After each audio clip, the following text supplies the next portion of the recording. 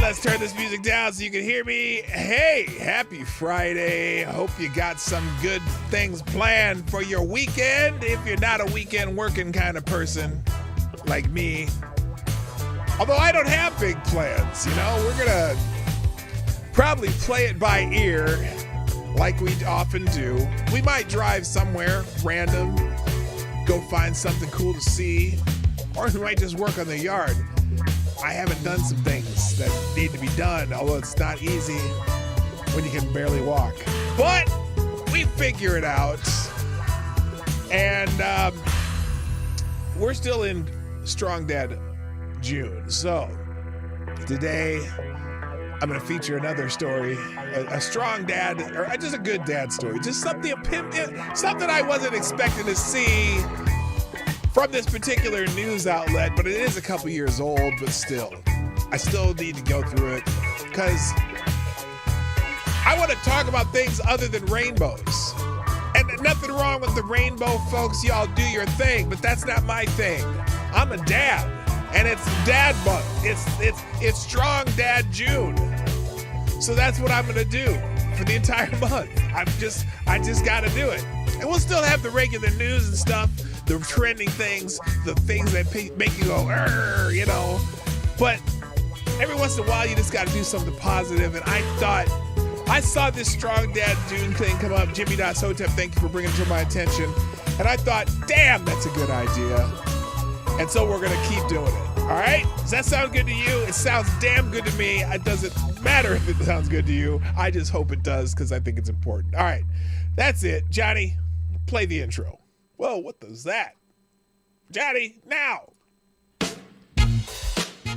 Ladies and gentlemen, coming to you live from the Lucky Dog studio in a hidden location somewhere in the upper Midwest of the United States of America, it's a brother making his own way, but with all the wrong opinions. Welcome to the Morning Night Live with your host, the one and only P-Dog Knight. Oh, hell yeah! Can I get a hell yeah? Stop the music. Thank you. Good morning, everybody. Welcome to the Morning Night Live. I'm your host, Marty, also known as P-Dog Knight on the internet. And welcome back to the P-Dog Knight channel on this 2nd of June, 2023. I'm going to turn the monitor up so I can hear myself a little better. There, now I can hear. Wait a minute. The gain's right? Everything? Okay, we're good. You can hear me? I can hear me. That's all that's important. So, what's going on with the green screen there? Oh, that is weird. I'm leaking. I'm leaking. Oh my God, I'm leaking. Let me see if I can fix that. What the hell is that? Let's see. Video capture. Wait, is this what I want to do? Let's see if I can stop the leaking. That's weird. How'd that happen? No, that makes it worse. Does that make it better? No, that makes me worse. What the hell? Is it this? Oh, that kind of works, but then I turned kind of gray. Okay, we'll try the saturation a little bit. Drop the saturation. All right, well, that's how it's going to have to be. I'll just have to look weird. We'll have to figure that out later. It's probably because this shirt's a little greener than other shirts. I don't know. Anyway, how you doing? I hope you're having a good Friday morning. I got my cup of Reparations breakfast wine, and we're all ready to go. I think I've had too much caffeine already this morning. Anyway, let's say hi and get this thing started because, we just got to do that. Thanks, by the way, to the people who have been so kind to let other people know that we're here, a.k.a. Somnambule. Boy, I look weird in that monitor. Somnambule Nation, thank you so much for tweeting out the show before I even got the thought out. And also Jimmy Hotep, who did the same thing. Liberty Toad, I don't know who Liberty Toad is, but Liberty Toad, you are a great American. Thank you for putting this out there. Also, good morning. Thank you, Maddie, and thank you, David, Little David, a.k.a. Jedi Ghost Bear, and Banks, thank you. And also Mike Savage, Blarg, and Tyre Alexander, of course. Thank you all for tweeting out the show before I even got on. I don't like this. I don't like how I look. What is the hell is wrong here? Okay, we'll try this. And we'll try this. No, I don't want. Okay, that's. I look like I'm disappearing. I don't get it. That's weird. The sharpness is too high. Is that what it is? I don't know. That is so weird. What is going on? That didn't do anything. I'm going to have to fix that on another day. So I'm just going to look weird on this show. Is it just me? Am I hallucinating? Let's look on this side. Well, whatever. Okay, whatever's going on here. I look like I'm a ghost. I'm just saying. Anyway, let's say hi. First over in Rumble. Thank you. Avocados Diabli gets the bell. Because you're first. And good morning, Mike Savage Blarg. And Jimmy Das Hotep. On the YouTube side. And all the other people watching on Rumble, thank you for being here. I appreciate it. God, that really bugs me. I got to be able to fix this. Hang on. I don't know why it bugs me so much, but it does. It's just weird. What is going on here? Did this thing reset again, or what happened? Okay, turn the brightness down. Turn the contrast up, maybe? That might be it. And then we change the saturation. No, not too much saturation. That makes me look crazy. Sharpness. That's just so you can see my facial hair more. And white balance, because, when you're half Irish, half Nigerian, you have to have some white balance. All right, I guess that's better. I don't know. I'm more colorful. It's my tan. That's what it is. I forgot. I've been out in the sun a lot. Anyway, okay, guys, whatever. On the YouTube side, Avocados Diabli gets the bell. For being here first, also Mike Savage Blarg, Robert Gruber. That's a new name. Nice to have you here. You may have been here before, but I just haven't seen the name before. Also, good morning. Those ain't real, dude. How you doing? Somnambule Nation's in the house. Jimmy Das Hotep. Also, Swirly's here. Simon Wolfwood, Lord Stanhope, Special K on Acid. Did I already say those ain't real, dude? I did say that. Also, Tyranius, Alexandrius, Tremalich.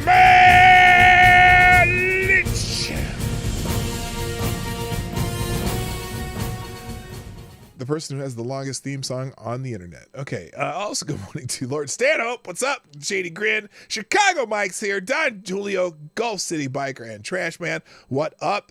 Good morning also to Gulf City DCC, aka Blink 182. Good morning, Hate Campbell, one of the original viewers of the Morning Night Live. Hello to Maddie, my neighbor from down in Apple Valley, way somewhere south of me, and I probably should have said that. Anyway, I hope you don't mind. I think I just doxed Maddie. Not really, because Apple Valley is a big place. Also, good morning, too. Who did I just miss? I just saw somebody fly by here. Games Lame's in the house. Nice to see you. And I think I've got everybody that's already chimed in. So if you're here and you haven't heard your name, just keep chiming in. I'll figure it out eventually. So, things to do while you're watching the show. Please, please, please, at some point, hit the like button, whether you're on YouTube or on Rumble. And if you only watch on YouTube and you're not subscribed to me on Rumble, make sure you do that, because you just never know. YouTube's weird. And, it's just getting more and more censorious in places around the world. Quibi United, a.k.a. Jack. How you doing, Jack? Is in the house. What is that? Hit the like button. Share the stream like some of the people already done. And then if you want to sponsor the show, right there in the chat, it says, there's two things. You can join the Discord server, okay?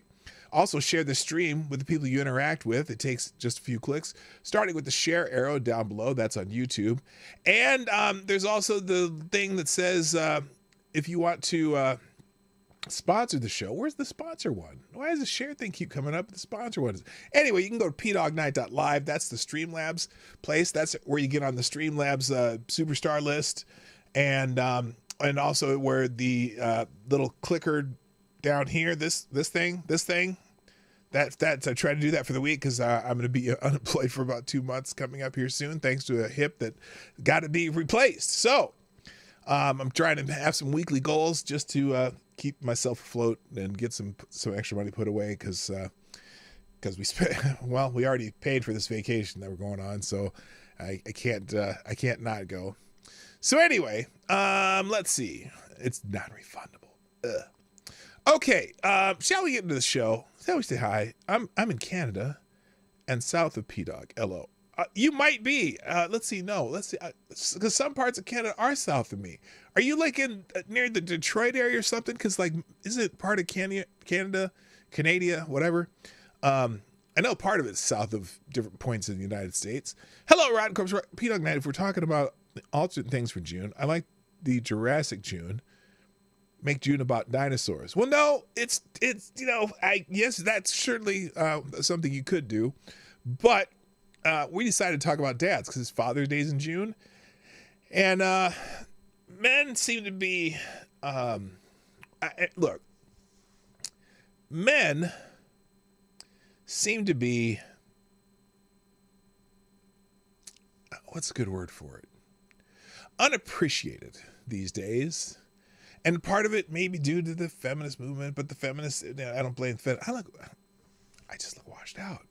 Maybe it's maybe I'm going to try one more thing. I know this is annoying to you, but it's even more annoying to me not fixing it because it's driving me bananas. Let's see. Let's go with there should be, maybe it's a saturation. Let's try that. No. Okay, I can't do this anymore because it just takes up too much time.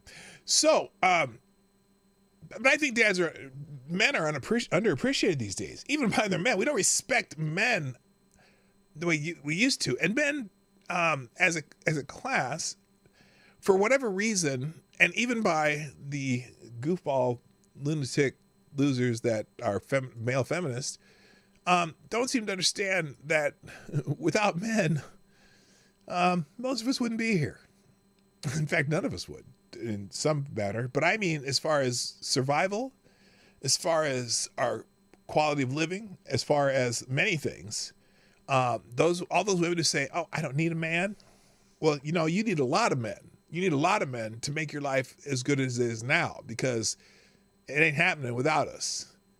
And also the importance of fathers. I know that, one of the things that seems to happen every Father's Day is there are those people who post, well, why do we have a Father's Day? Fathers are useless. That. Well, no.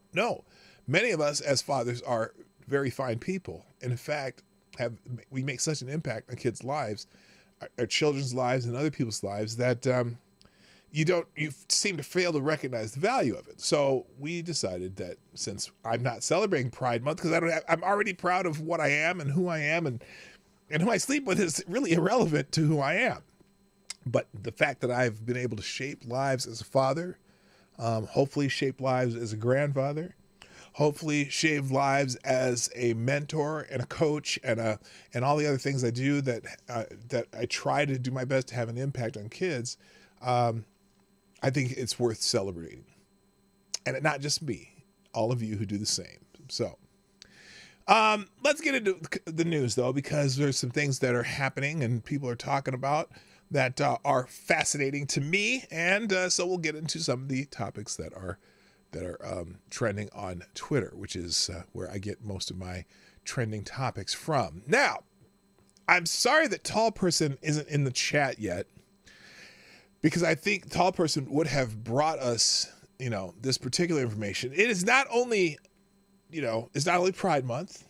It's not only Strong Dad June Month, not Strong Man, Strong Dad June Month, Strong Dad June, but it is also, ladies and gentlemen, here, Tyra, I'm going to borrow your music.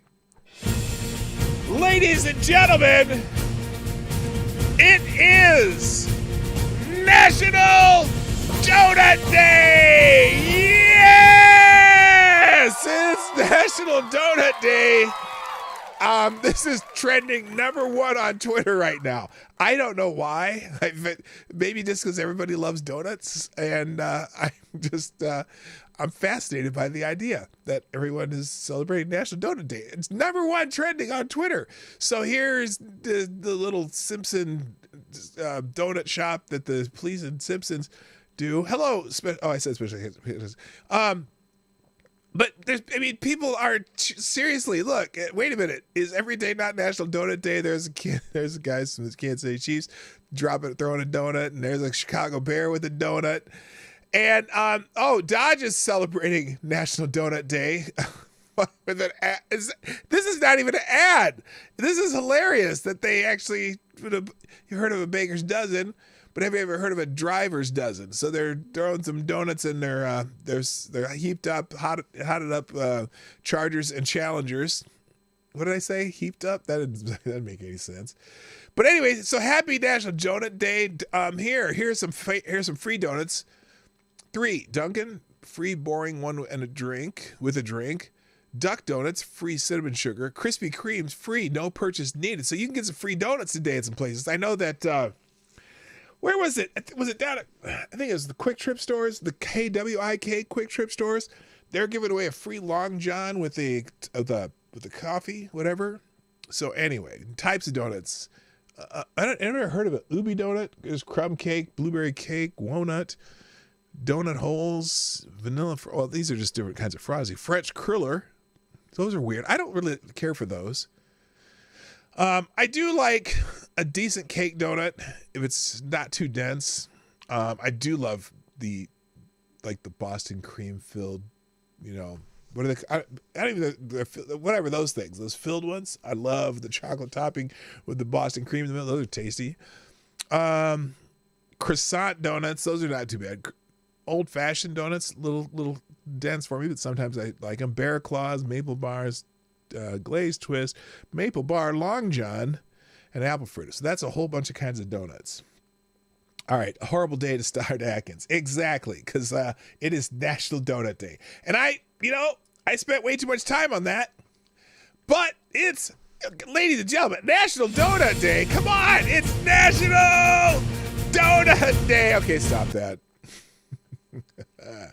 Also, it happens. Oh, no, now there's also another thing happening right now.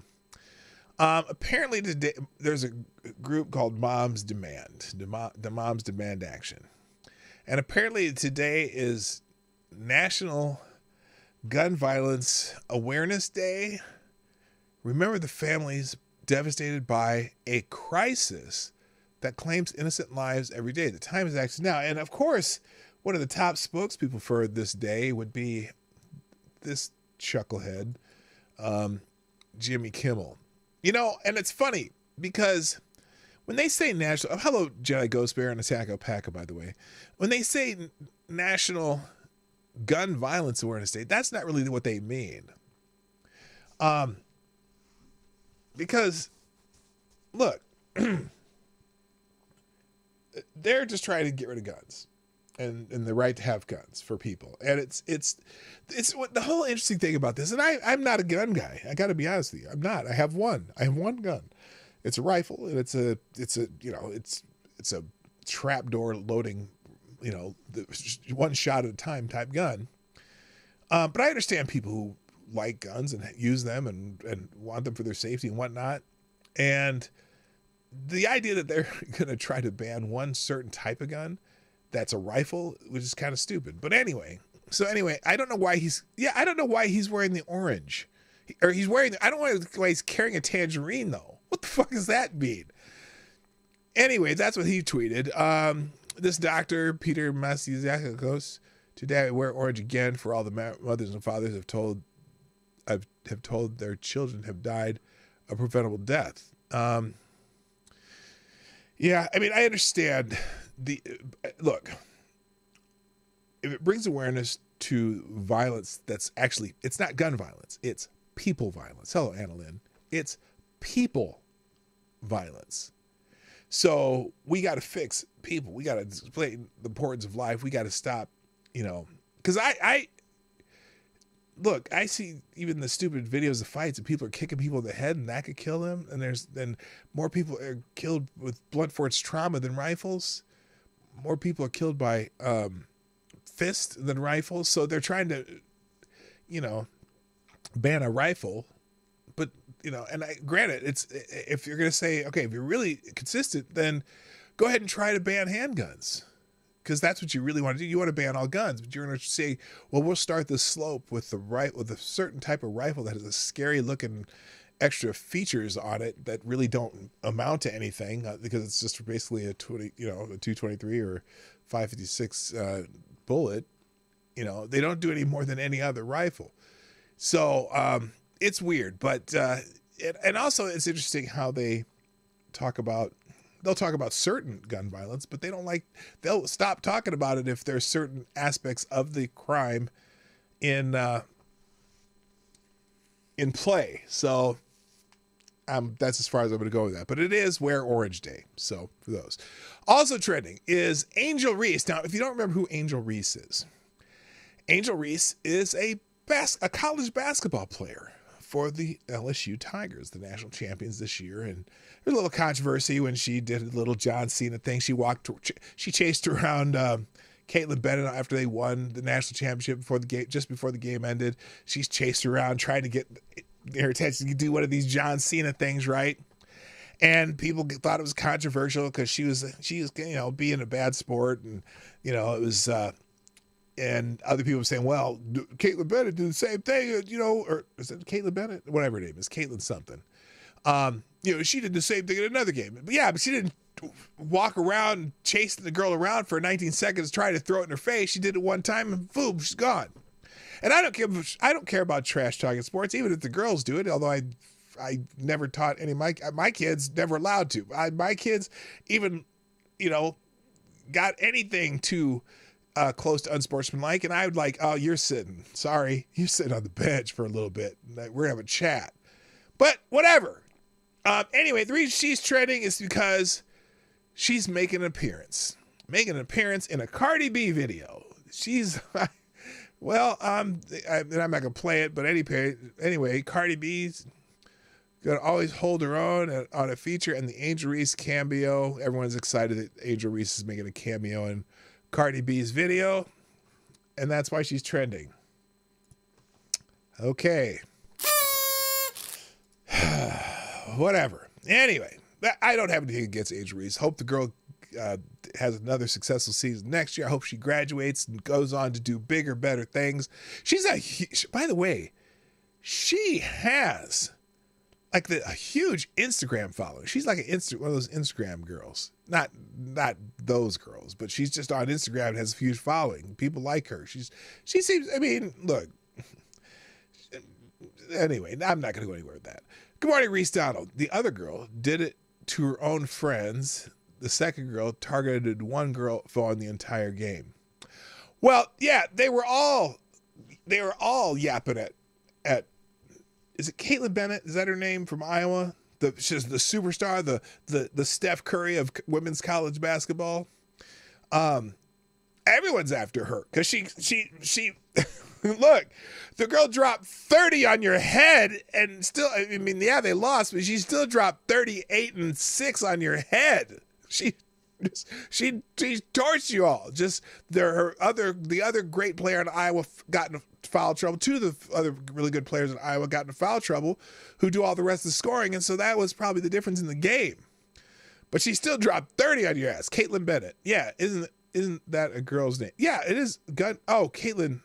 What the hell's her name? Yeah, Caitlin Bennett's a gun girl. Who's the girl from Iowa? Here, hang on. Iowa women's basketball.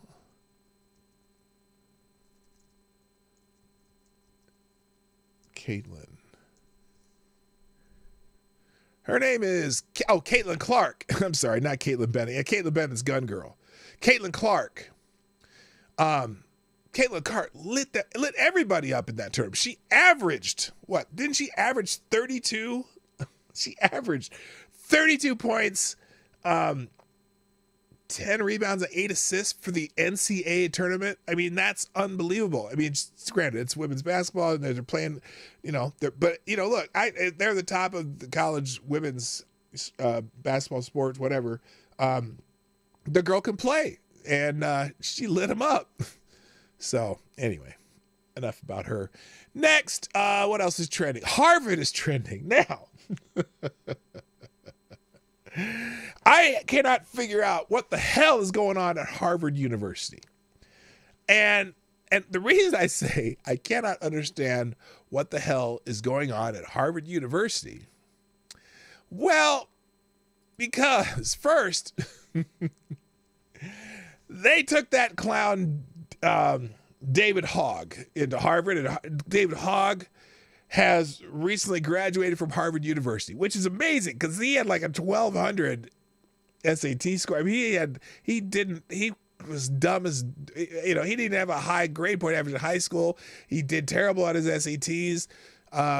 And yet they let him into Harvard because he's become a celebrity. In fact, some of the other day, he was made some noise about how, a rainbow tank top and whatever never killed 17 of his classmates. And someone commented on that. Well, David, this sounds terrible, but I'm going to repeat what they said. David, 17 of your classmates dying is the best thing that ever happened to you. And that's kind of true because he got to become this celebrity activist knucklehead who at first you couldn't even say anything back to him because he was under 18. And it was the reason he got into Harvard. He didn't get into Harvard because he's a smart kid. And I'm pretty sure he didn't get through Harvard because he's a smart kid. He's untouchable when it comes to certain things. And the fact that he got into Harvard is a slap in the face to every Asian kid in America. Okay? I'm just trying to get through that without laughing, but that's some funny shit, and if I even say so myself. Anyway, but that's not why Harvard. And also, you know what? Who else ended up at Harvard? Brian Stelter ended up at Harvard. Brian Stelter ended up at Harvard. He when he got fired from CNN, he did some special. He had some special assignment at Harvard. And so I'm really questioning the quality of Harvard anymore. Does a Harvard degree mean anything to anybody anymore? I'm sorry. Hello, Brent Hayes. Did 17 of his classmates die of AIDS? Oh, that's cold. I can't.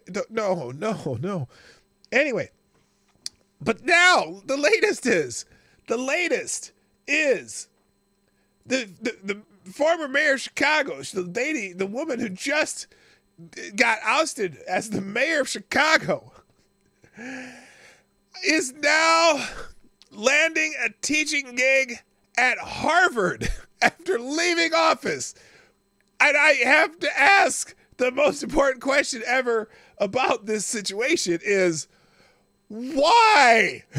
Why is Harvard hiring Lori Lightfoot to teach anything? Former Chicago Mayor Lori Lightfoot lands a teaching gig at Harvard after leaving office. She's taken on a new role in education less than a month after she left office. Beginning this fall, Lightfoot will teach a course at the Harvard T.H. Chan School of Public Health, tentatively titled Health Policy and Leadership. I can't take it. Health Policy and Leadership is what it's going to be called, according to an announcement from the school. Lightfoot, who left office on May 15th after losing re-election, will serve as the Richard L. and Ronnie A. Menschel Senior Leadership Fellow at the school beginning at the end of August. The Menschel program, according to the school, offers... Here it is. Oh, wait a minute. I'm sorry. It is Harvard. Hold on. Let me fix this. Let me get this. Let me find it real quick.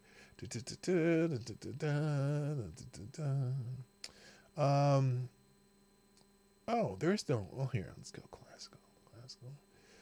For this Harvard. Hang on. Oh, here we go. Okay, here we go.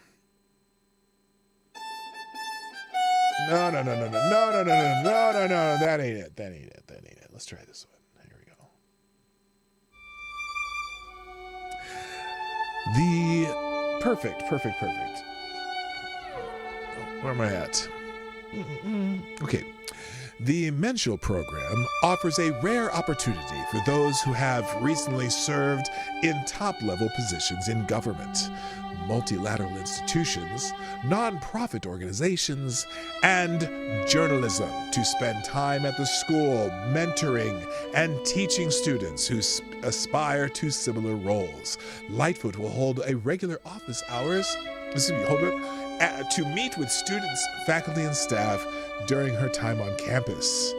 As mayor, she showed strong leadership in advocating for health, equity, and dignity for every resident of Chicago, from her declaration of structural racism as a public health crisis to her innovative initiative to bring mental health services to libraries and shelters. What? And of course, she led the city through COVID-19, the pandemic.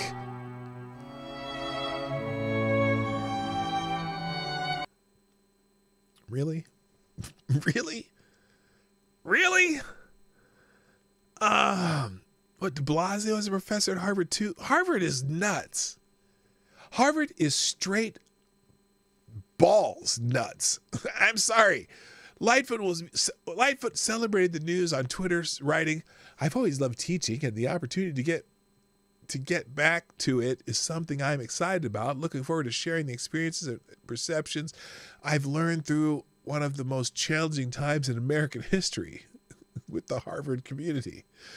Oh my gosh. Well, of course, previous Menschel Fellows, according to the Chicago Sun-Times, have included several former mayors and governors. Former New York Mayor Bill de Blasio and Boston Mayor Kim Janey have both served as Menschel Fellows. Well, congratulations to Harvard. Where is it? Thank you, Harvard. Congratulations. You played yourself. All right. Congratulations, Harvard. All right. And then the last couple things trending. The last thing I wanted to point out that's trending. Apparently, Fort Bragg in North Carolina has changed its name. Apparently, Fort Bragg will shed its Confederate namesake to become Fort Liberty in a Friday ceremony. So, and I got to think about this one. I don't know who Bragg was, so I'm not sure. Granted, he may have served in the Civil War on the wrong side, but I think he was a Revolutionary War general. Anyway, Fort Bragg becoming the latest base to get a name change because the name honored Confederate figure. Fort Bragg will shed its... This is a tough one because this has been Fort Bragg for a long time. Fort Bragg will shed its Confederate namesake to become Fort Liberty on Friday ceremony that some veterans view as a small but important step to... Some veterans. That's interesting. Some veterans view as a small but important step into making the U.S. Army more welcome to current and prospective black servicemen. Guess what? I guarantee you, none of these brothers knew who Bragg was. They just thought it was the name of the fort. The change is part of a broad Department of Defense initiative motivated by the 2024 George Floyd protests to rename military installations bearing the name of Confederate soldiers. Black Lives Matter demonstration that erupted nationwide after Floyd's killing by a white police officer, coupled with ongoing efforts to remove Confederate monuments, turned the spotlight on Army installations. The naming commission, created by Congress, visited the bases and met with members of the surrounding communities for input. While other bases will be renamed for black soldiers, why? Unless they're significant ones, don't do me any favors, okay? Oh Lord. Anyway. For black soldiers, U.S. presidents, and trailblazing women. Really? In the military, maybe? The North Carolina military installation is the only one not carrying the name of a person. Retired U.S. Army Brigadier General Ty Seidel said at a commission meeting last year that Fort Liberty was chosen as a new name because liberty remains the greatest American value. So I don't have that. I'm cool with that. If you're going to rename it, that's a good name. Fort Liberty. Okay, don't just randomly choose people because they have a certain physical characteristic or whatever.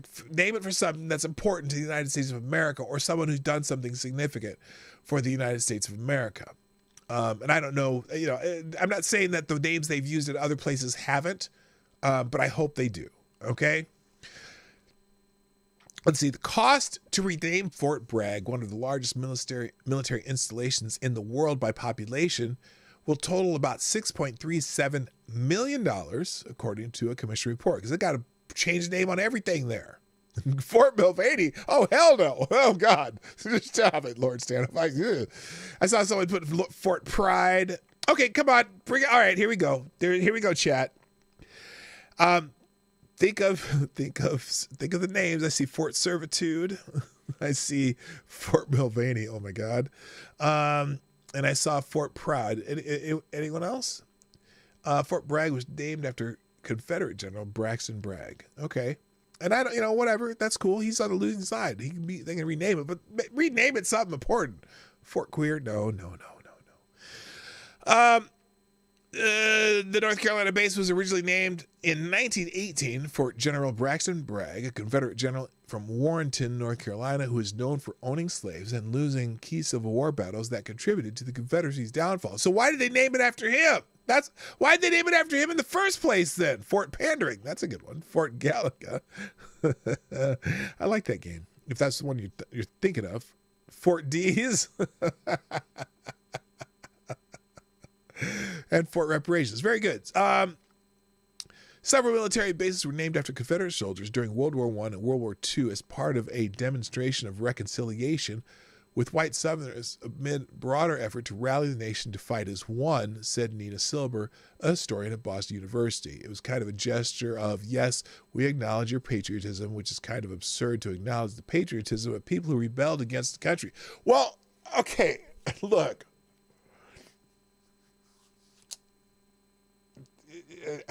Whatever. Fort E. Acres.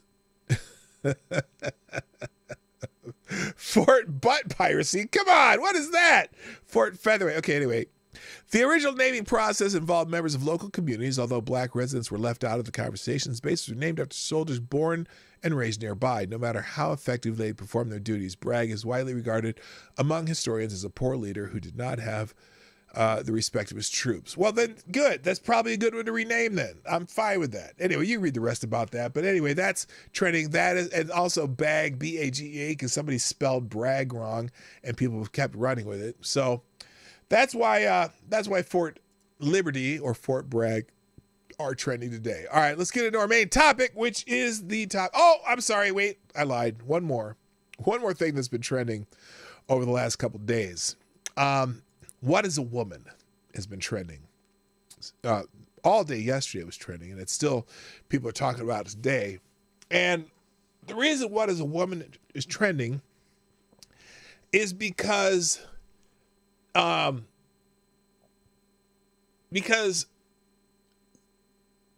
Daily Wire had decided to put What is a Woman on Twitter for free for anyone to see for 24 hours so anyone could watch it. Okay. It's a great movie. I enjoyed it. Very well done. So we're going to put it on Twitter, right? And the new free speech Twitter decided that they are going to, okay, hang on. I got to bookmark these things here real quick. I got to bookmark a couple things. Just give me a second. And this one.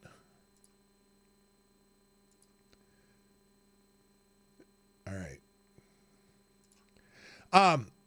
Twitter decided to basically censor it. Decided that they were going to restrict how it can be viewed. Here.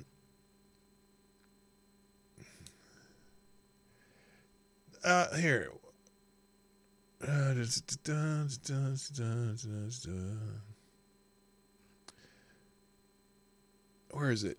If Elon on Twitter just let What is a Woman play without censorship, nothing would have happened. The typical village idiots and night criers would bitch about it. No one listens to them anyway. But by creating the small controversy, 10 times the buzz, influencers paid more. So they were going to basically not allow. They had to deal with Twitter to put it on there for free. Then Twitter decided it was going to restrict the reach of the tweet that had the movie in it. There's a lot of things, people talking about it. And I'll just go through a few of these. I'm going to skip a couple. Here's one. What is What is woman? Fired woman. Twitter. Oh, by the way, the Twitter head of trust and safety is gone after apparently making the mistake of banning the movie. Let's go to the Zero Hedge article here. Following Elon Musk's comments earlier that the cancellation of the deal to show the Daily Wire's What is a Woman documentary was a mistake by many people at Twitter, Fortune reports that Twitter's head of trust and safety is no longer in Twitter's international Slack, citing an unidentified person and a screenshot of her deactivated account. Reuters later reported that Ella Irwin told them that she had resigned from the social media company. So, as the Wall Street Journal reports, Irwin's departure is the second time someone in that role has left since Elon Musk bought the company in October. Yoel Roth, who previously served as Twitter's head of trust and safety, left the company in November, and Irwin subsequently took the top job overseeing user content and salary safety policies.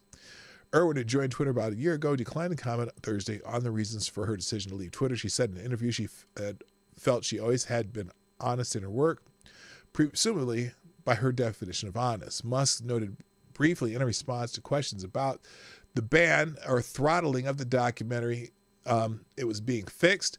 The Twitter CEO added in a thread with the creator of the documentary that it will be advertising restricted, as advertisers have the right to decide what content their ads appear with, which will impact the reach to some degree. It appears that there's still plenty of anti-free speech workers at Twitter. So this is kind of the antithesis of what it seems that Elon purchased Twitter for. Remember, one of the reasons he purchased Twitter is because the Babylon Bee got in trouble for misgendering somebody. I don't know, that was kind of how they got their account taken down for a while, and that's one of the reasons Elon Musk decided to do that, because he thought that was silly, that free speech, right? And then apparently some of the people who work for him didn't necessarily have the full message of what Twitter is supposed to be like, and so it's weird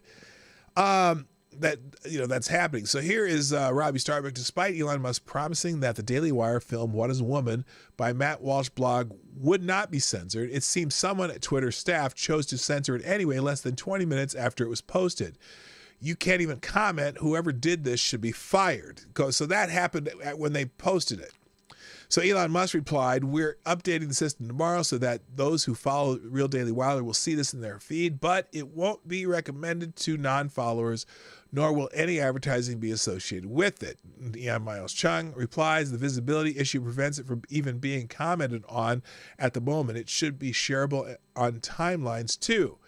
And then he said, Elon Musk replied, "Commenting and deliberate sharing will be allowed. Sensitive content just won't be pushed to the people unless they ask for it or a friend sends it to them." Now, although the richest man in the world seems to be as on top of it as he can by offering an approach that will not bring the wrath of woke advertisers. So anyway, and then Matt Taibbi detailed earlier via Racket News at roughly 8:30 a.m. Eastern Time, Jeremy Boring, co-founder and CEO of the Daily Wire, posted a lengthy thread on Twitter outlining what appeared to be a major reversal in speech issues on the Elon Musk-owned platform. Twitter canceled a deal with the Daily Wire to premiere What is a Woman for free on the platform because two instances of misgendering in the movie, in a documentary. Really? Okay. Boring wrote at it, "No, I am not kidding," noting the film would be labeled hateful, and then the film got labeled hateful conduct. The thread detailed months-long roller coaster dispute between the producers of What is a Woman, a controversial documentary by Matt Walsh released a year ago today, and the current incarnation of the Bird site. In celebration of the release anniversary, Walsh, Boring, and the Daily Wire began making plans to partner with Twitter for a 24-hour live stream today, June 1st, 2023. Twitter at first responded with enthusiasm, offering the chance to buy a package to host the movie on a dedicated event page, and a chance for us to promote the event to every Twitter user over the first 10 hours. The initial exchange came roughly a month ago, and the Wire team planned a significant ad buy and other promotions. Weeks later, Twitter ominously asked the Daily Wire for a review copy of Walsh's movie. Boring said the film then found out Twitter would not only no longer provide us with support, but bluntly told them they would limit the reach of the film if the Daily Wire went ahead with the event on its own. In one of many odd twists of the story, the problem involved 2 alleged instances of misgendering, a category of offense Twitter controversially removed from the hate speech guidelines in April. They gave us the opportunity to edit the film to comply. We declined, wrote Boring. Boring tweet storm today provoked a quick backlash on the platform, with personalities like Tim Pool promising to terminate his Enterprise Blue subscription if the decision wasn't reversed. As if by magic, Musk at 1:33 p.m. tweeted that it was a mistake by many people at Twitter. Okay, that was the tweet he did there. However, as of this moment, 2:27 p.m., an hour after Elon's tweet, the movie is still labeled limited because it may violate Twitter's rules against hateful conduct. So this went on, and then I've seen multiple people just posting the movie. They downloaded the movie and posted it on their own feeds. So they're playing whack-a-mole, or Twitter played whack-a-mole with it for a while as far as putting content warnings on it.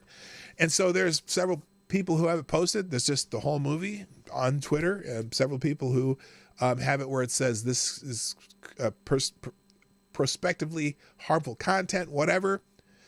Now, even if the matter is ultimately fixed, it's important to note the Daily Wire is already forced to cancel a major promotion, and it has been negotiating with Twitter for some time before today. This was not some kind of fluke or glitch, Walsh wrote. It's the very intentional decision by Twitter. In fact, as Boring notes, the decision was presented to the Daily Wire as a conscious expression of Twitter's speech, not reach policy, another way of saying Twitter considers de-amplification or suppression legitimate tools, not free speech violations. Well, that's stupid. So anyway, I wrote about What Is a Woman a year ago after noticing it was driving huge online traffic and was much talked about across media in both positive and negative ways, but was non-covered as if by universal agreement. Yeah, nobody reviewed the movie.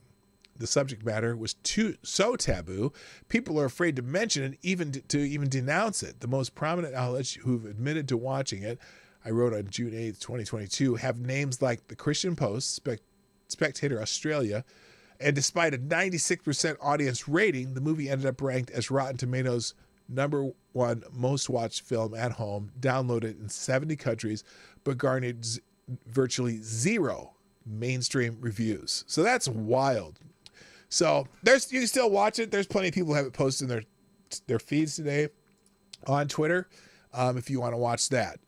So interesting, though, how that little apparently the free speech thing is at odds with free speech at Twitter. Go figure. All right, and I put the link to all the people talking about it. I don't need to go through more tweets because I want to go into what I want to talk to you about today, and that is dads. It's Strong Dad June, and so today, surprisingly, a bunch of people yesterday found this article. And of all places, the Atlantic, the worst piece of crap, whatever journalistic venture on the planet, that has an article called "The Distinct Positive Impact of a Good Dad." And I thought, oh my gosh, I had to get an archive copy of this and look at it. Is this it? Oh no, this is it's my last free article. I have I could have sworn I had the archive version here too. Well, here, here's what I'm gonna do. I'll create an archive version because I want everyone to be able to read it or go back and reference it. So let's fix that right now. It's actually a 4-month-old article, which is surprising, but a lot of people were posting this yesterday. So here's where we're going to go through it. The distinct positive impact of a good dad, how fathers contribute to their kids' lives, by Brad Wilcox. I don't know who Brad Wilcox is.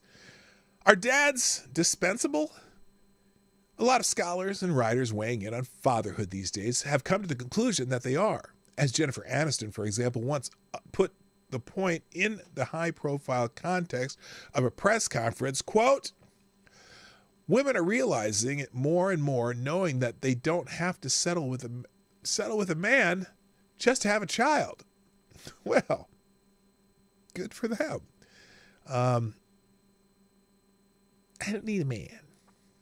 Her perspective has a lot of intuitive appeal in an era. No, it doesn't. Where millions of women have children outside of marriage, serve as breadwinner moms to their families, or are raising children on their own. Dads certainly seem dispensable in today's world. What this view overlooks, however, is a growing body of research suggesting that men bring much more to the parenting enterprise than money, especially today when many fathers are highly involved in the warp and woof of child rearing. As Yale psychiatrist Kyle Pruitt put in Salon, another of my favorites, fathers don't mother. Pruitt's argument is that fathers often engage their children in ways that differ from the ways in which mothers engage their children. Yes, there are exceptions, and yes, parents also engage their children in ways that are not specifically gendered, but there are at least 4 ways spelled out in my new book, Gender and Parenthood, Biological and Social Scientific Perspectives, co-edited by Kathleen Kovner-Klein, that today's dads tend to make distinctive contributions to their child's lives. Oh, really? Only today's dads? Not the dads of yesteryear? Not my dad when I was growing up in the 70s? Not his dad when he was growing up in the 40s or whatever? Really? Not? No? Huh? What does that mean? So, first, here it is. The power of play.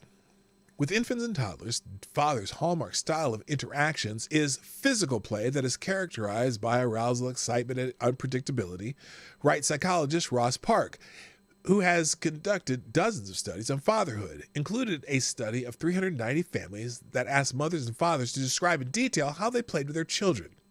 By contrast, mothers are more modulated and less rousing in their approach to play.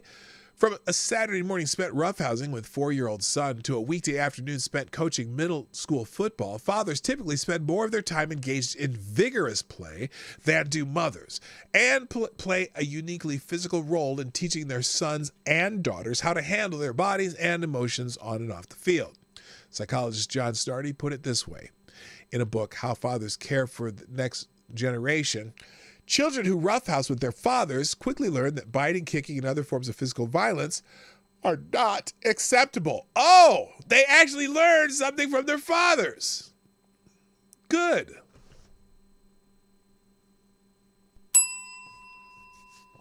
Now, encouraging risk. In their approach to child rearing, fathers are more likely to encourage their children to take risk, embrace challenges, and be independent, whereas mothers are more likely to focus on their children's safety and emotional well-being. Fathers play a particular important role in the development of children's openness to the world, writes psychologist Daniel Paquette. They also tend to encourage children to take risks while at the same time ensuring the latter's safety and security, thus permitting children to learn to be braver in unfamiliar situations, as well as to stand up for themselves. In his review of scholarly research on fatherhood, he notes that scholars generally find that dads are more likely to have their children talk to strangers, to overcome obstacles, and even have their toddlers put out into the deep during the swim lessons. The swim lesson study, for instance, which focused on a small sample of parents teaching their kids to swim, found that fathers tend to stand behind their children so the children face their social environment, whereas mothers tend to position themselves in front of their children, seeking to establish visual contact with them. That's interesting. Protecting his own. Fathers play an important role in protecting their children from the threats in the larger environment. For instance, fathers who are engaged in their children's lives can better monitor their children's comings and goings, as well as the peers and adults in their children's lives, compared to disengaged or absent fathers. Of course, mothers can do this to an extent, but fathers, by the dint of their size, strength, and aggressive public presence, appear to be more successful in keeping predators and bad peer influences away from their sons and daughters. I have some experience of that. Because when you're a large 6'4" man raising a daughter, all of your daughter's potential boyfriends are very wary of you. As psychologist Rob Palkovitz notes in our book, Parental absence has been cited by multiple scholars as the single greatest risk factor in teen pregnancy for girls. Yeah! Because a dad will stand there, and if he's not a big guy, at least he'll hold a shotgun and just make you think twice about doing anything to my little girl. Okay, anyway. And then finally, there's more. Dad's discipline. Although mothers typically discipline their children more often than fathers do, dad's disciplinary style is distinctive. In surveying the research on gender and parenting for our book, Palkovitz observes that fathers tend to be firmer with their children compared to mothers based on their extensive clinical experience and longitudinal study of 17 stay-at-home fathers. Kyle Pruitt and psychologist Marcia Klein Pruitt agree. In partnership partnering, they write, fathers tend to be more willing than mothers to confront their children and enforce discipline, leaving their children with the impression that they in fact have more authority. By contrast, mothers are more likely to reason with their children, to be flexible in disciplinary situations, and to rely on their emotional ties to a child to encourage her to behave.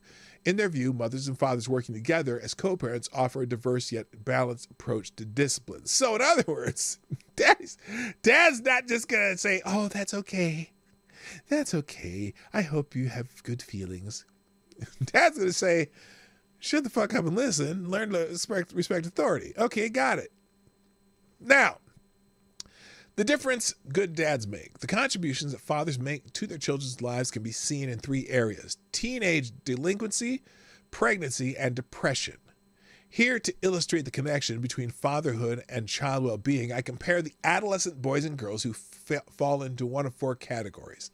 Those living in an intact married family with a high-quality relationship with their father, top third, or an average quality relationship with their father, middle third, or a low-quality relationship with him, bottom third, or living in a single-mother family. Relationship quality was measured by a scale of 3 items, tapping a child's assessment of his father's warmth, communication skill, and overall relationship quality. Now, boys who enjoy an average or especially high-quality relationship with their father in an intact family are less likely to engage in delinquent behavior. For instance, boys who enjoy high-quality relationships with their fathers are about half as likely to be delinquent compared to boys being raised by single mothers or by fathers in intact families who only have low-quality relationships with them. As far as teen pregnancy goes, dads who also seem to matter for daughters. Here, teenage girls living with their father in an intact family, enjoying at least an average quality relationship with him, are about half as likely to become pregnant as teenagers compared to girls living with a single mother or who have only low quality relationships with their father and in an intact family. Depression for both boys and girls. A high-quality relationship with dad is associated with less depression. Such teenagers are less than half as likely to end up depressed compared to peers in single-mother households or intact homes where dad has only low-quality relationship with them. Note also that most of these associations remain statistically significant after controlling for maternal education, household income, race, ethnicity, and respondent's age. Now, I'm curious if that also includes kids with the gender dysphoria kids. I'm curious. I wonder if that's also, because I've been saying that, issue of depression is also a part of that, right? Interesting. And then the story told by this data then suggests that there's a case to make against the fathers who fail to have a good relationship with their children. At least on these outcomes, single mothers do about as well for their children compared to dads who have poor quality relationships with their children. By contrast, dads who have poor quality by contrast, great and even good enough dads appear to make a real difference in their children's lives. So you don't even have to be the great dad. Just be a good dad, okay? Just have a good relationship with your kids, and your kids are much more likely to have better lives. And but it's interesting. He made that little quip at the end. How there's not a big difference between a single mother family and a low quality father relationship family. In fact, maybe it's slightly better to be in a single mother family. But wait a minute. No, they're just more likely to be better at being delinquent because they know they will get shit when they get caught. Oh, okay. Well, that sounds logical too. So proving what we knew, two good parents will always trump a single good parent. Yeah, absolutely. So anyway, that article will be in the links. And then I also have another one. I'm not going to go through this one, but yesterday I read a Twitter thread that I put together on 10 quality ways to be a good dad. And I just happened to find another article today of that similar strain. And this, I don't know what Ramsey is, but it's also how to be a good dad's 12 simple steps. Well, it's not, there's no such thing as simple steps. Let me just break that little mantra from the beginning. But many of them are similar to what I said yesterday. Surround yourself with good male role models. Love your kid's mom, whether she's your wife or not. That's an interesting one. If you are not with your children's mom, you still have to have a respectful relationship with them. And that's really hard for divorced couples in particular. Take care of your own mental, physical, emotional, spiritual health. Yeah, it's kind of like, when you're on the airplane, they always say, affix your mask first before you try to help somebody else. If you're not healthy, and find a way to be healthy, it's hard to be there for the kids too. Be present in your kid's life. Choose quality time with your kid. Know the details of your kids' lives. Give physical and verbal affection. Model a healthy relationship with money. Yeah, teach them how to deal with money. Eat together as a family. Now, this is a big one that people seem to let go by the wayside. But I know that in our house, and I'm really proud of how my kids have turned out. And I don't know. I never thought if I was a great dad or we were great parents ever. But one of the things that we always did well up into high school, even with all their activities that they had, because my kids were really busy. My daughter was in plays and played volleyball. My son was in sports and all this stuff. But even with all the stuff that they did, we still made it a point to eat dinner together at a table without distractions, where we could just talk about what was good about their day. And it was like, that was a question my wife asked my kids every day, especially, maybe not so much in high school, but up through grade school and into middle school. We ate dinner at the table almost every night. And my wife every night would ask my kids, what was the favorite part of your day? And what was your favorite part of the day? And what did you learn today? And that was the two questions that they had to answer every day. And sometimes even they would add in, what was your least favorite part of your day? So what was your favorite part of your day? What was your least favorite part of your day? And what did you learn today? It didn't have to be anything from school either. We made it very clear. It could have been anything. I learned my friend's favorite color is blue. That's a simple enough answer. But they had to answer those questions every day. And a couple things that happened from that is that both my kids became decent conversationalists because they would talk about things with their parents. Number two, they were confident in talking with adult figures. And three, they just had to think about what's good in their life. And sometimes that can help mental health as much as anything. So I think that's one of the things that maybe have made my kids as successful as anything they did in school, anything they did in their activities or whatever. Just the fact that we ate together as a family and we talked. And so our kids had some, our kids at least trusted us to, be able to talk to us. And so that's the other one. And then finally, 10, involve your kids in creating rules and discipline. I don't know how good we were at that. Read to your kids. Oh my God. That's the other one we did constantly. We read to our kids every evening before bed, until probably into end of grade school. So probably up until 6th grade. But before our kids could even talk, before our daughter, especially before she could even talk, our routine was we sat down and read a book with her. And she would just look at the pictures until she could talk. And then when she could talk, we'd have her point at things. And And then when her brother was born, we read to them both. And by the time she was 3, she was already reading the books to us pretty much, because she learned how to read at a very young age. And then at times, then she would be the ones reading the books, and we'd all listen to the stories. And then they would both take turns reading the books eventually, up until almost up through like 5th grade. We would do that. But both of them had incredible vocabularies from a young age, because we read so much.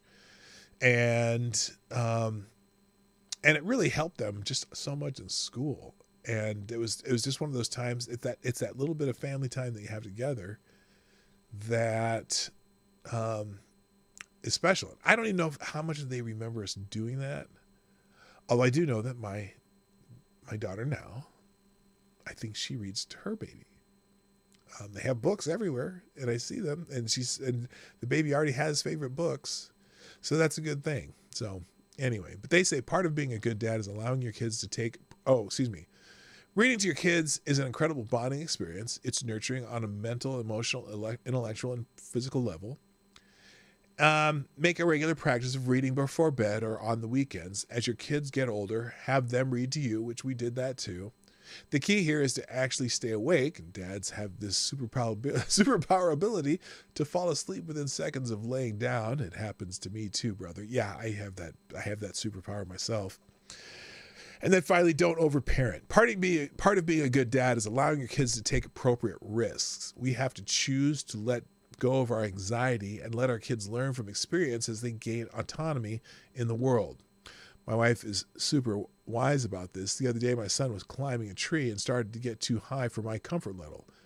I stood up to go pull him out of the tree and said to my wife, "He's going to fall and get hurt." She replied, "Once." That's true. Let them fall from the limbs that might get their attention. Just don't let them fall from the limbs that will kill them. If Hank had been climbing on the roof, of course, I would have gone up there to make sure he got down safely.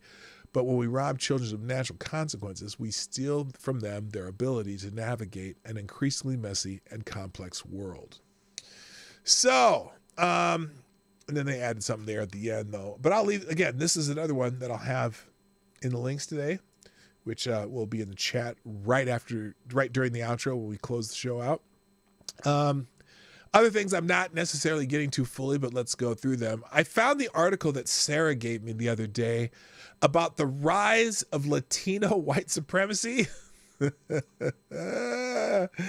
from New Yorker magazine. I got I have the archive version here. At a time of rising racial violence, Latinos are potential perpetrators and potential victims. Oh, goodness. They go and start talking about Mauricio Garcia, the guy who shot up people in Allen, Texas. Because of the white supremacist views the shooter expressed in a diary and online, many were shocked that he was Latino. In fact, Latino white supremacy isn't an oxymoron, and carrying out premeditated mass shooting in the United States is one of the more American things a Latino could do. Really? You don't think that there's random shootings by the gun cartels in Mexico and El Salvador and whatever? Why do you think some of those people are claiming that they need to leave El Salvador? You don't hear about the gun violence in those countries, do you? Anyway, we're only 5 months from 2023, and in that time, 17,000 people have been killed by guns in this country. What does that have to do with Latinos? Meanwhile, there are more than 60 million Latinos in the United States, and motivated by extremism or sense of fear, they've bought a lot of guns in the past few years. I bet it's an anti-gun screed, but I just thought the title itself was funny. The Rise of Latino White Supremacy. Arriba. So that'll be in the links. You can read that one yourself. Also, let's see, what was the next one? Oh, there's a wild article in the New York Times that it's very unexpected. It's this article. They pause puberty But is there a cost? Now, they make some of the same claims as many of these articles would, saying, oh, yes, you can pause puberty and then it'll start right back up, yada, yada, yada, right? But this article actually, well, here it is. There's this first lead. The medical guidance was direct. 11-year-old Emma Bask had identified as a girl since toddlerhood. Now, as she worried about male puberty starting, a Phoenix pediatrician advised take a drug to stop it. Okay, they're talking about taking puberty blockers, right? And then they go through a couple other examples. Puberty blockers really, and with the quotes like puberty blockers really help kids like us. The child's mother recalled the therapist saying it was presented as a tourniquet that would stop the hemorrhaging. As the number of adolescents who identify as transgender grows, drugs known as puberty blockers have become the first line of intervention for the youngest ones seeking medical treatment. Their use is typically framed as safe and reversible, a way to buy time to weigh medical transitions or avoid the anguish of growing in a body that feels wrong. Now, what this article does that surprised me, however, is it starts talking about the dangers of puberty blockers. Dutch doctors first offered puberty blockers to transgender adolescents 3 decades ago, typically following up with a hormone treatment to help patients in transition. Since then, the practice has spread over to other countries with varying protocols, little documentation of outcomes, and no government approval of the drugs that they use, including the U.S. Food and Drug Administration. So here they admit these aren't approved by any government agency. But there's emerging evidence of potential harm from using the blockers, according to reviews of scientific papers and interviews with more than 50 doctors and academic experts around the world. They're starting to admit it. The drugs suppress estrogen and testosterone hormones that help develop the reproductive system, but also affect the bones, the brain, and other parts of the body. During puberty, bone mass typically surges, determining a lifetime of bone health. When adolescents are using blockers, bone density growth flatlines. On average, according to an analysis commissioned by the Times of Observational Studies examining the effects. Many doctors treating trans patients believe they will recover that loss when they go off the blockers, but they don't. That's the problem. That's why you have 20-year-olds, 18, 19, 20-year-olds with osteoporosis. Here it is. But there's 2 studies from analysis that tracked trans patients' bone strength while using blockers and through the first years of sex hormone treatment found that many do not fully rebound and lag behind their peers. That could lead to heightened risk of debilitating fractures earlier than would be expected from normal aging in their 50s instead of 60s, while also in osteoporosis in their 20s. And more immediate harm for patients who start treatment with already weak bones, experts said.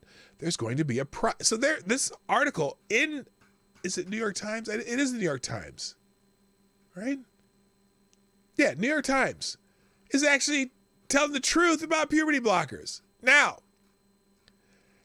I don't know. I haven't seen if they've gotten any backlash from even posting this article, but it's amazing that they. Oh, this is from November 14, 2022. Well, somebody's posted it recently.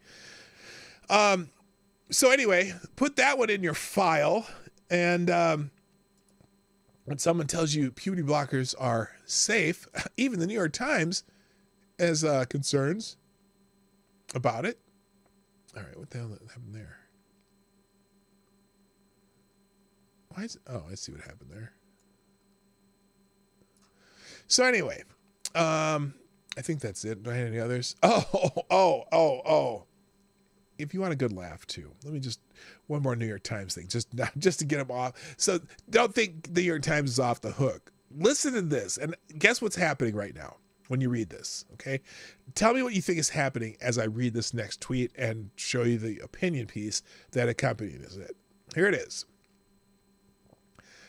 President Biden this week accomplished what America elected him to do: govern from the center and make deals that solve problems.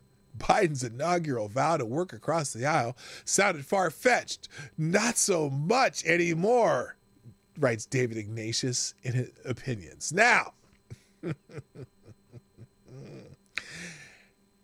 David Ignatius, if you're not familiar with him, is basically a Democrat shill. And his job is to get people elected, even though he's supposedly a journalist. And he writes this piece talking about him being compromised, his working from the middle, whatever, about Joe Biden, right? Because they got this stupid debt ceiling deal passed, right? This is the New York Times, and Ignatius in particular, starting to try to sell Joe Biden to modern America. Because there's really nothing that Joe Biden's administration does. And the reason I don't say nothing that Joe Biden does, I say his administration does, because Joe Biden's not running anything. There's really nothing that the Biden administration has done that shows that it's even middle ground on anything, okay? Particularly in some of the social stuff, the gender affirming care arena, right? And some of the people he's hired. He's clearly out there. And granted, the people who are, because, well, let's just put it this way, because the Democrats want power, but they're trying to make it sound like, oh, Joe Biden has been this moderate, you know, he's what was the, he used a phrase, did he use this phrase in there's a phrase they use, something that he fought off the far left and the far right, and he's put, it was Joe Scarborough said this morning, he staved off the far left and the far right and made this moderate middle that you could drive a truck through. And it's like, they keep trying to pretend that Joe Biden has made the world completely better for everyone who lives here.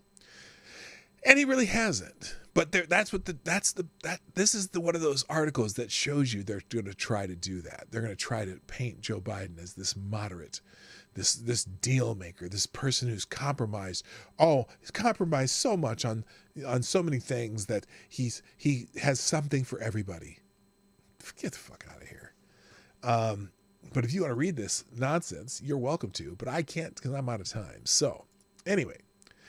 Ladies and gentlemen, thank you for being here today on the Morning Night Live, my normal show, Monday through Friday, 10 o'clock. Now, before you click any buttons, I want to remind you that all these articles and tweets and whatever that I talked about today are going to be in a link that I'll put in the chat on both Rumble and YouTube, and I'll put it in the description in both sides this afternoon. But immediately during the outro, I'll put the link. I just say, here's the link. And that's the link to everything that we did today. So it's a single link.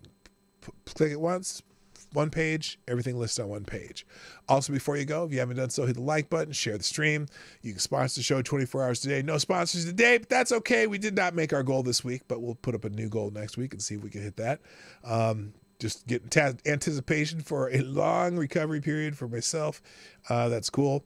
Let's go have a great weekend, everybody, because, sometimes you just got to refresh. You got to revive. You got to get something out there.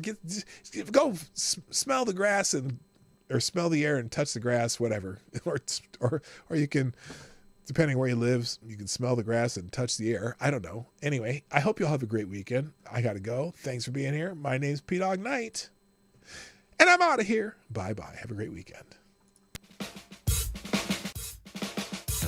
Hey, this is P-Dog Knight, and thank you for watching today on the P-Dog Knight channel. If you have an observation or remark you'd like to make about this video or my channel, I absolutely welcome you to write it in the comment section down below. I really look forward to hearing from you. And before you go, if you like what you saw but you're not already subscribed, please make sure you hit the subscribe button and definitely click that bell that pops up afterwards so you'll be notified when I post new videos or when we go live. I broadcast my live show, The Morning Night Live, Monday through Friday at 10 o'clock Eastern, 9 o'clock Central. A special thank you to all the supporters of this channel who share our videos on social media and who make donations through Streamlabs, YouTube, Venmo, and Cash App, which are all linked in the description down below. Thanks again, and until next time, I'm P-Dog Knight, and I'm out of here.